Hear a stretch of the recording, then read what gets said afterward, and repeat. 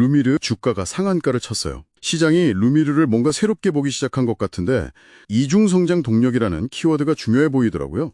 그 이유가 표면적으로는 좀 뜻밖이었어요. 조선업 호황덕을 봤다 이런 얘기가 나왔거든요. 특히 핵심 고객사인 HD 현대중공업 있잖아요. 여기에 선박 엔진용 솔레노이드 부품, 이걸 독점 공급한다는 사실이 알려진 게 컸습니다. 솔레노이드 부품. 그게 엔진 안에 들어가는 특수 전자밸브 같은 건데요. 유체 흐름을 제어하는 아주 중요한 부품입니다. 루미르 하면 우리가 보통 우주기술, 인공위성 이런 회사로 알잖아요. 근데 그런 회사가 조선업 핵심 부품을 그것도 미국 특허까지 있고 뭐 세계 유일 방폭 인증 이런 것까지 갖춘 부품을 만든다는 게 좀 놀랍더라고요. 그 방폭 인증이라는 게 선박 엔진처럼 좀 위험할 수 있는 환경에선 필수적인 안전 인증이거든요. 이걸 갖고 있다는 거죠. 우주기술과 선박 엔진 부품이라. 근데 그 의외의 조합, 그러니까 이 민수사업 솔레노이드 부품 사업이 이번 재평가의 아주 중요한 열쇠입니다. 이게 안정적인 현금 창출원, 캐시카우 역할을 톡톡히 하기 때문이에요. 루미르 본업인 우주사업은 정부 과제나 장기 프로젝트 성격이 강하잖아요. 그래서 매출 발생이 좀 불규칙하거나 지연될 위험이 항상 있었거든요. 위성 하나 쏘려면 시간도 돈도 많이 들고 성공 여부도 불확실하고. 그런데 이 조선업 부품 공급은 달라요. 2024년에 한 36억 원이었는데 2025년에는 64억 원까지 매출이 늘 걸로 예상돼요. 예측 가능하고 꾸준한 수익원이라는 거죠. 이 안정적인 현금 흐름이 결국 자본이 어마어마하게 들어가는 핵심 우주 사업을 재정적으로 뒷받침해 주는 거예요. 아, 외부에서 자금 조절하는 부담을 좀 덜 수 있겠네요. 유상증자라든지 이런 거요? 그런 의존도를 낮추고 투자 위험을 줄여주는 효과가 있는 거죠.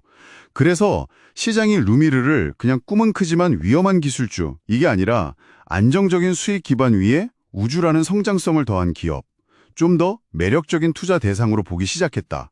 이런 분석이 나오는 겁니다. 이른바 이중성장 동력 모델에 대한 재평가가 시작된 거군요.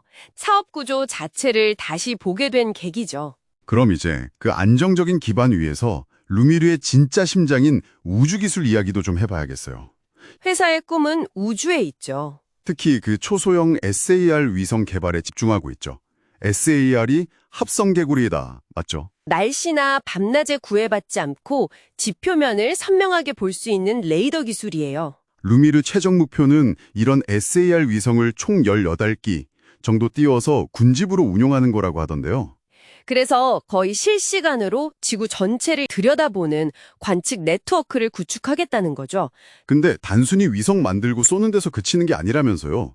그 데이터를 가공해서 서비스로 파는 모델, 데이터 애저 서비스, 이걸 목표로 한다고요.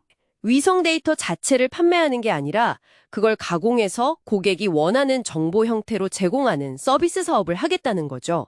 부가가치가 훨씬 높겠죠. 기술력도 상당하다고 들었어요. 자체 개발한 캐티스라는 SAR 탑재체는 세계 최고 수준인 0.15m급 해상도를 목표로 한다던데요. 정말 엄청난 초고해상도입니다. 그만큼 기술력에 대한 자신감이 있다는 얘기고요. 또 스페이스X랑 꾸준히 발사 계약 맺는 걸 보면 계획을 실행으로 옮기는 추진력도 있어 보입니다. 재무적으로도 좀 볼 필요가 있는데요. 과거에는 사실 R&D 투자를 워낙 많이 하다 보니까 영업 적자를 기록하기도 했어요. 근데 그렇다고 재무 상태가 아주 나빴던 건 아니고요. 2024년 말 기준으로 보면 순현금을 한 293억 원 정도 보유하고 있었어요. 비교적 안정적이었죠. 진짜 주목할 건 2025년. 전문가들은 올해가 아주 중요한 변곡점이 될 거라고 봅니다. 매출액이 전년 대비 77% 넘게 증가해서 한 253억 원 정도? 영업이익이 드디어 9억 원 흑자로 돌아설 것으로 예상된다는 점입니다. 위성 제조 부문하고 아까 말한 그 안정적인 민수 부문, 양쪽 다 성장이 기대되는 상황이에요. 본격적인 성장 궤도에 오를 수 있다는 기대감이 있는 거죠. 하지만 물론 위험 요인도 있습니다. 위성 사업은 여전히 돈이랑 시간이 엄청나게 필요하고요. 아직 갈 길이 멀죠. 그리고 정부 의존도가 높다는 점, 또 프로젝트가 지연될 가능성 같은 건 항상 염두에 둬야 합니다. 또 이미 시장을 꽉 잡고 있는 맥사나 에어버스 같은 글로벌 거대 기업들하고 경쟁해야 하는 것도 부담이고요. 그리고 또 하나, 주가 변동성 자체도 무시 못해요.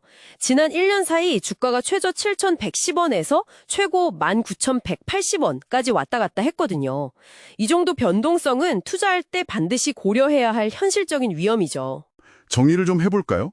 루미르의 이번 상한가는 그냥 일시적인 테마성 이슈라기보다는 좀 의외였던 조선업, 부품이라는 안정적인 캐시카우, 그리고 본업인 우주기술의 성장 잠재력. 이 두 개의 엔진이 서로 시너지를 낼 수 있다는 기대감. 여기에 대해서 시장이 새롭게 평가하기 시작했다.